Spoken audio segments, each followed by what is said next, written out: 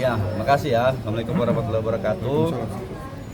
Ya, tadi teman-teman media tahu ya, lihat sendiri ya, saksinya pertama, saksi itu baru bekerja di tahun 2025 ya. Dia menjelaskan keterangan yang di tahun 2023-2024. Itu sebelum kami bertanya. Nah, ketika kami bertanya tahun 2025 bagaimana dia bisa menjelaskan ada peristiwa di tahun 2023-2024 itu. Nah, dalam tanda kutip ya, berarti kan saksi ini saksi yang tidak benar atau dalam tanda kutip saksi palsu gitu. Tapi nanti biarlah majelis hakim yang menyimpulkan. Yang kedua ya, ada fakta ini dirilis langsung oleh BPOM sejak 2 Februari 2024 ya, yang tadi saya bacakan di persidangan. Pada intinya glowing booster cell itu sejak 2 Februari sudah dilakukan penindakan dan dinyatakan tidak mempunyai izin BPOM ya. Nah, maka pertanyaannya bagaimana bisa produk yang sudah di 2 Februari 2024 dinyatakan tidak punya izin edar atau tidak dapat izin dari BPOM dijual sampai di Mei 2024. Nah, berarti dalam tanda kutip produk-produk yang dijual, kita ngambil fakta di persidangan dulu nih ya. Fakta persidangan katanya saksi tadi sampai dia itu mengetahui di Mei 2024. Fakta berikutnya 2 Februari 2024 BPOM sudah bertindak. Februari, Maret, April, Mei. Artinya 3 bulan ya. 3 bulan mereka itu menjual produk ilegal. 3 bulan. Nah, pertanyaan seriusnya, apakah sudah dilakukan penindakan terhadap perbuatan 3 bulan? Kita ambil perbuatan 3 bulannya saja. Perbuatan 3 bulan ini adalah perbuatan yang ilegal. Kalau dia bilang tadi sampai Desember 2023, maka oke. Karena BPOM sejak 2 Februari 2024 telah mengambil tindakan dan menyatakan glowing booster cell tidak punya izin edar atau tidak mendapat izin edar dari BPOM. Nah, itu faktanya ya.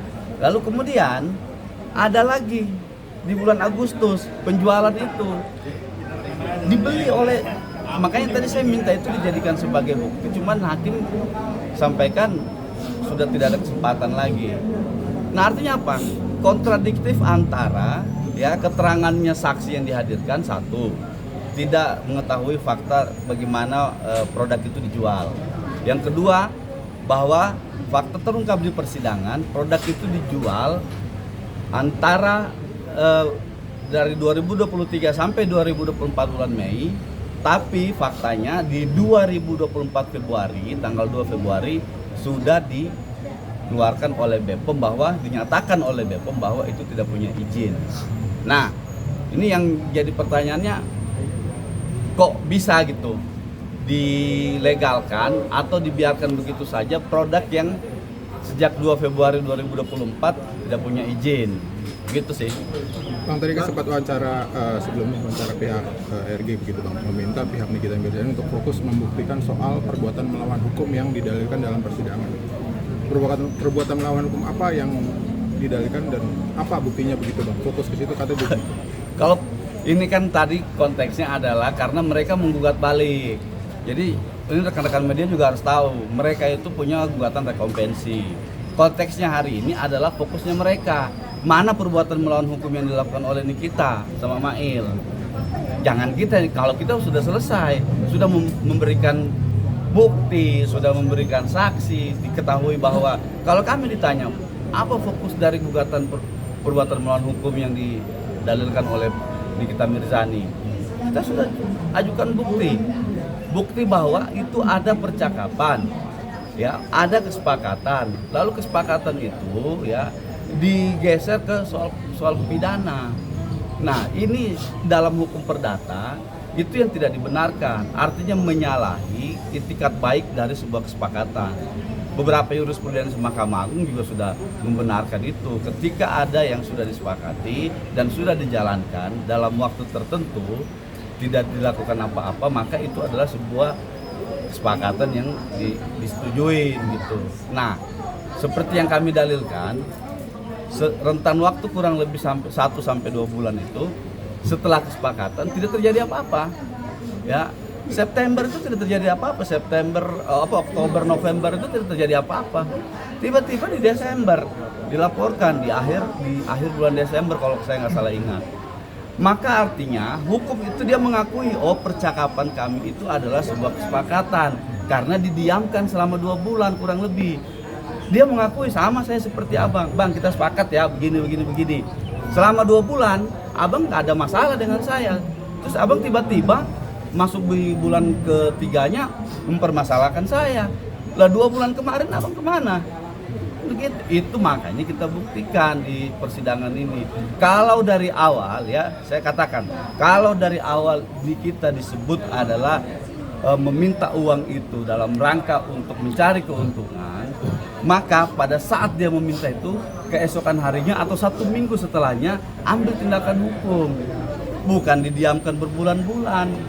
Itulah bentuk dari perbuatan melawan hukumnya gitu. Prof, masih soal tadi tanggapan dari pihak RG juga soal adanya kesepakatan itu sudah terbantahkan dari putusan yang sudah inkrah di MA gitu bahwa itu pidana gitu, pemerasan bukan kesepakatan gitu. Ada pengaruhnya bang dari putusan MA yang itu? mana yang dinyatakan kesepakatan sama mereka?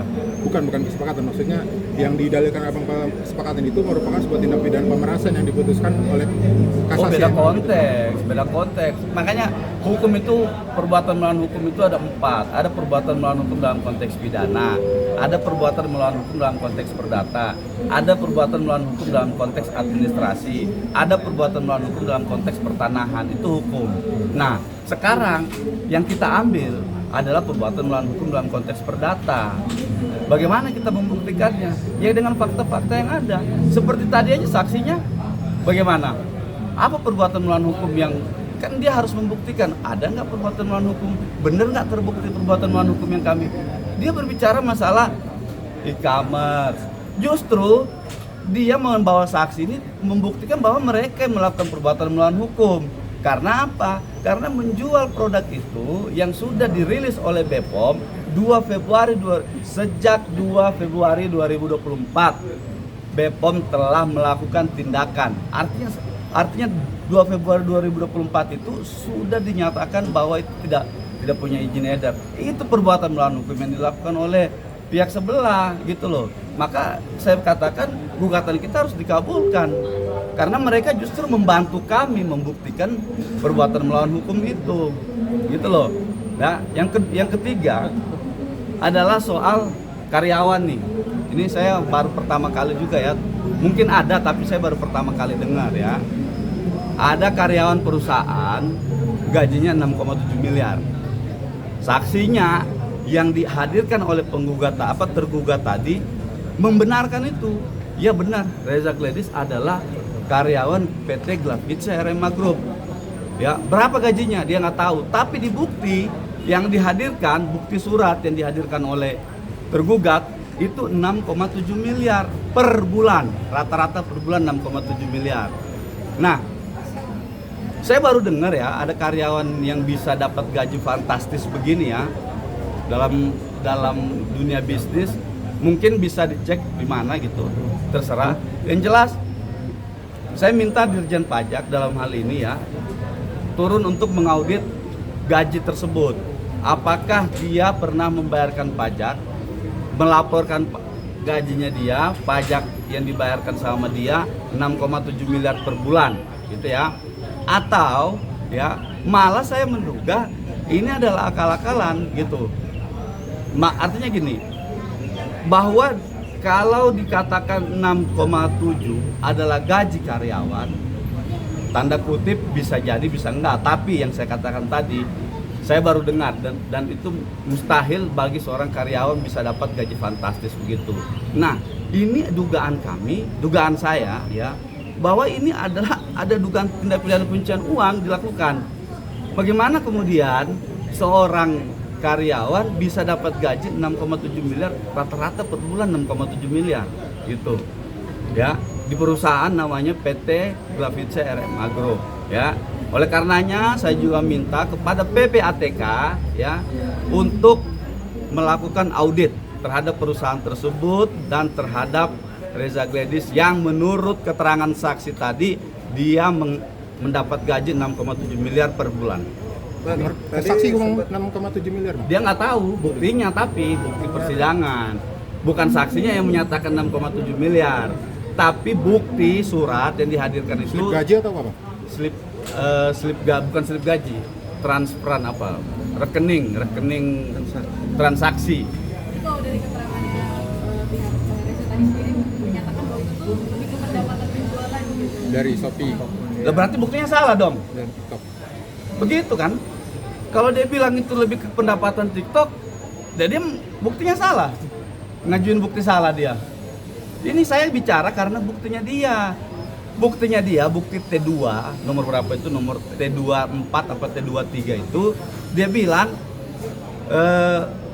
SK pengangkatan bla bla bla dan seterusnya, seingat saya begitu. Tentang pengangkatan Reza Gladys sebagai karyawan PT Glavitsia. Oke, kita ambil fakta itu, dibenarkan sama saksinya. Iya benar, Reza Gladys adalah karyawan. Oke, di bukti berikutnya 6,7 miliar itu adalah pendapatannya Reza sebagai karyawan itu. Sebagai karyawan PT Glavitsia Rema Group 6,7. Nah, makanya ini kan tidak ada salahnya kita menduga-duga ya. Karena ini fakta sudah terungkap di persidangan, ya kami minta kepada PPATK untuk pajak juga ya, coba untuk mengecek ya atau menelusuri aliran dana itu gitu. Kan PPATK punya hak untuk menelusuri apakah itu aliran dana yang sah atau bukan.